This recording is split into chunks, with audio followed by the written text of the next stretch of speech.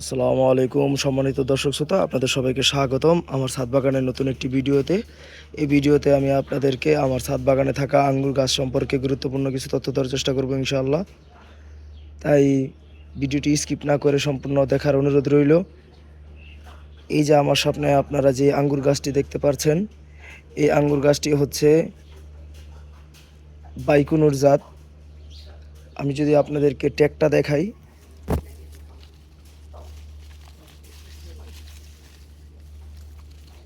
এই যে দেখেন ট্যাগের ভিতরে লেখা আছে বাইকুনুর। কিন্তু এই ভ্যারাইটিটায় আমি এখন পর্যন্ত এই ভ্যারাইটিটা আমার কাছে প্রায় 2 বছর, এখন পর্যন্ত আমি এই ভ্যারাইটিতে কোনো ফুল বা ফল পাইনি। আর এই ভ্যারাইটি হচ্ছে গ্রিন লং। এটা ট্যাগ আমি উঠাই ফেলছি, কিন্তু গ্রিন লং থেকে বাইকুনুরের আঙ্গুর হয়েছে। এই যে দেখেন বাইকুনুরের আঙ্গুর। আরেকটা থোকা দেখাই, এই যে দেখেন বাইকুনুর হয়েছে। সো সবাই একরকম ছাদ বাগান করে না, এক একজন এক এক রকম করে ছাদ বাগান করে। কারো ছাদে এটা হয়, কারো ছাদে ওইটা হয়। কেউই সবেদা করে ভালো ফলন পায় না, কেউ সবেদা দিয়েই ছাদ বাগান চালায়, কেউ আঙ্গুর দিয়ে ছাদ বাগান চালায়, কারো আঙ্গুর হয়ই না, এমন হয়। আর মূলত আমি কাজ করি কি, আমি প্রথমত যে জাত, এই জাতগুলো আইনা রোপণ কইরা এক এক জায়গায় রাইখা দিই। আর যদি গাছ মারা যায় বা গাছ বাঁচে না, গাছ গ্রোথে আসে না, তখন গাছের আমি যেই ছাদের এক এক কোণায় এগুলাকে রাখার চেষ্টা করি। তখন দেখি এগুলা কেমন পারফরমেন্স করে, কেমন গ্রোথ নেয়, এগুলা তখন দেখি। তারপর মাটির উপরে যাই। এই যে আপনারা যে মাটিগুলো এখানে দেখেন, এই মাটি আমি 2 বছর আগেই লাগাইছিলাম। এরপর থেকে একটা ফোঁটা সার, বিষ, পানি কোনো কিছু দিই নাই। হ্যাঁ, পাশে আনার গাছ আছে, এই আনার গাছের কারণে স্প্রে হয়, সার স্প্রে হয় ওইখানে, কারণ পাশেই তো একসাথে দিয়ে ফেলাই। আর এইখানে 2টা জাত, বাইকুনুর গ্রিন লং, আর এইখানে বেলেজ আছে। এই যে বেলেজের পাতাগুলো একটু বড় বড়। আর এই যে বেলেজের পাতায় ফাটা বেশি, এই যে এইখানে দেখেন ফাটা বেশি। আর যেটা বাইকুনুর বলছে ওইটার পাতা হচ্ছে এরকম। আর যেটা গ্রিন লং, এটার পাতা হচ্ছে এরকম। কিন্তু বর্তমানে গ্রিন লং বাইকুনুর হয়ে গেছে, আর বাইকুনুরের খোঁজ খবর এখন পর্যন্ত নাই। যেহেতু এটাতে ফল পাইছি আমি, তাই এই গাছটার যেই মাটি, আমি এই মাটি চেঞ্জ করব।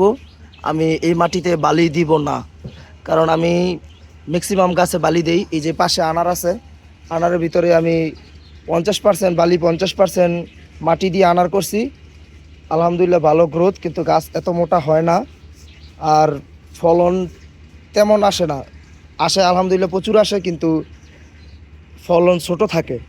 যার কারণে আমি এই আনারের মাটি এবং আঙ্গুরের মাটি একটু চেঞ্জ করব। এগুলো আমি প্রথম প্রথম আনার পর ট্রাই করি কোনটা কেমন মাটিতে কতদিন থাকে।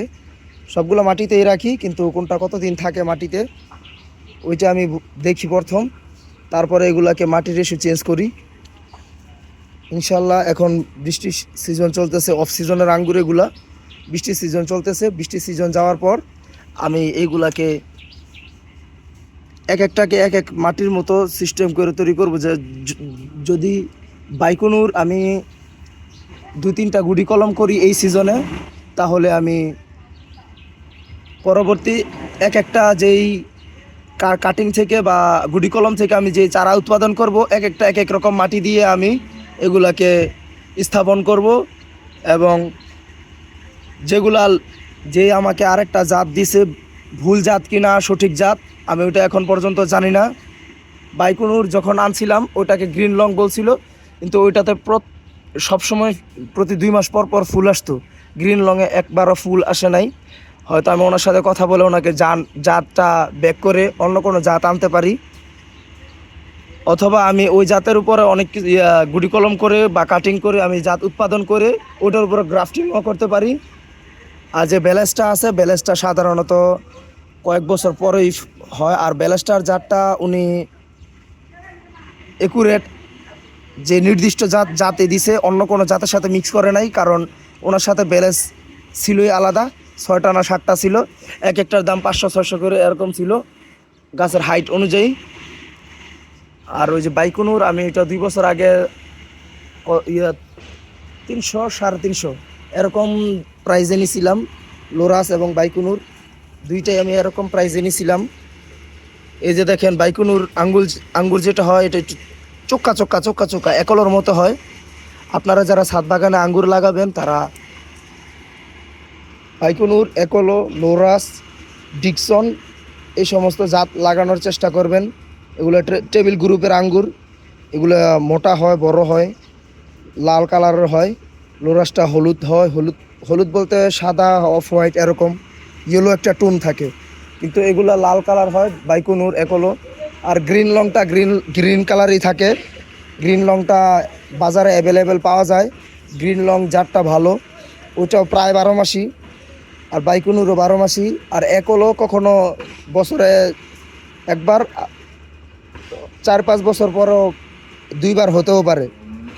এটা সম্ভাবনা তেমন আমি জানি না, কারণ কিছু ছাদ বাগানে দেখছি আমি একলোর ফলন। সো ওই একলো আর বাইকুনুর প্রায় সিমিলার। যদি একলো আর বাইকুনুর গাছ এবং ফল একসাথে থাকে তাহলে বোঝা যায় যে একলো আর বাইকুনুরের ফলের পার্থক্য। বাইকুনুরের ফল ছোট হয়, একলোর ফল বড় হয়, মোটা হয়, কিন্তু পাকলে কালার সেম টু সেম হয়। আর যারা গ্রিন লং নেবেন একটু ভালো মাটিতে লাগাইবেন। গ্রিন লং অনেক মিষ্টি একটি জাত, টেবিল গ্রুপের জাত। আর ডিকসনটা সেম এরকম। আর ব্যালেন্সটা একটু থোকা বড়, এই কারণে ব্যালেন্সটার দামও বেশি। তাছাড়া ব্যালেন্সের উৎপাদন কম, এরও একটা কারণ দাম বেশি। বাইকুনুরের উৎপাদন বেশি, এর কারণে এটার দাম কম, কিন্তু এটা সবচাইতে মিষ্টি বেশি। আমাদের দেশের প্রত্যেকটা জিনিসের একটাই সিস্টেম, যে জিনিসটা অনেক কষ্ট করে ধরাতে হয়, ওই জিনিসের দামটা বেশি থাকে। আর যেগুলো এমনি এমনি হয়ে যায় কুদরতিভাবে, ওই জিনিসের কোনোই দাম থাকে না। আর আমরা যারা ছাদ বাগানে আছি, এক একজনের ছাদ বাগানে এক একটা জিনিস এক এক জায়গায় হয়। আমার ছাদে এক দিক দিয়ে রোদ পড়ে, আরেকজনের ছাদে আরেক দিকে রোদ পড়ে। আমার ছাদে বাগান বিলাস বা অন্য গাছ ছায়াতে ভালো হয় না। অন্য একটি ছাদে গিয়ে দেখলাম বাগান বিলাস বা অন্য গাছ ছায়াতে অনেক ভালো বাম্পার ফলন হয়। ফলন বলতে গাছের গ্রোথ ভালো, ফুল ভালো, সব কিছুই ভালো। আঙ্গুর দেখছিলাম, আঙ্গুরও ভালো। সো উনি ছায়াতে লাগানোর পরও অনেক ভালো। আর আমি রোদ্রে লাগানোর পরও বৃষ্টির কারণে গাছ মারা গেছে, আমার ডিকসন মারা গেছে, আমার লোরাস মারা গেছে, জয় সিডলেস মারা গেছে, কয়েকটা ভালো আঙ্গুরের ভ্যারাইটি মারা গেছে।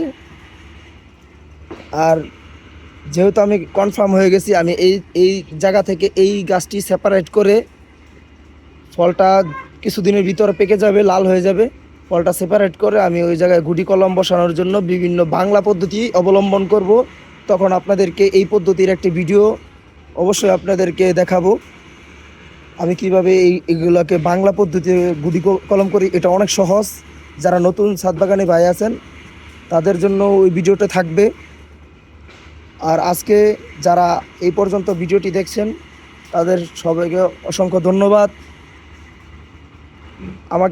যেহেতু আমার এটা নতুন চ্যানেল, আমাকে সাবস্ক্রাইব করবেন, লাইক কমেন্ট শেয়ার করে আমার চ্যানেলটাকে এগিয়ে নিয়ে যাওয়ার অনুরোধ রইল।